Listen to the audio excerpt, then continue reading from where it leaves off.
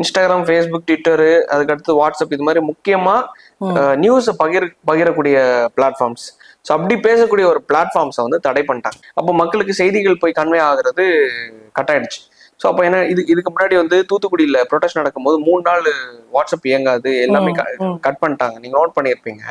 So அப்போ எதுக்காகனா newses வந்து ஸ்ப்ரெட் ஆகக்கூடாதுங்கிற ஒரு மெயின் மோட்டிவ் தான் பண்ணாங்க. ஸோ அது வந்து மக்கள் மத்தியில் மிகப்பெரிய லெவலில் பேச்சு பொருளாச்சு, அதிமுக அரசாங்கம் இப்படி பண்ணிட்டாங்க அப்படின்னு. ஸோ அதே மாதிரி இவங்க என்ன பண்ணிட்டாங்க, டோட்டலாக பேன் பண்ணிட்டாங்க. வாட்ஸ்அப் மட்டும் கிடையாது, ஃபேஸ்புக், ட்விட்டர், இன்ஸ்டாகிராம், யூடியூப் எல்லாத்தையும் பேன் பண்ணிட்டாங்க. சரி, நீ இந்த அளவுக்கு ஒரு ஹிட்லர் ஃபார்ம் ஆஃப் கவர்மெண்ட் வரக்கூடாதுங்கிறதுக்காக தான் நாங்கள் வந்து போராடி மன்னராட்சியெல்லாம் ஒழிச்சோம். இன்னைக்கு வந்து திருப்பி அதுதான் வந்துட்டு இருக்கு.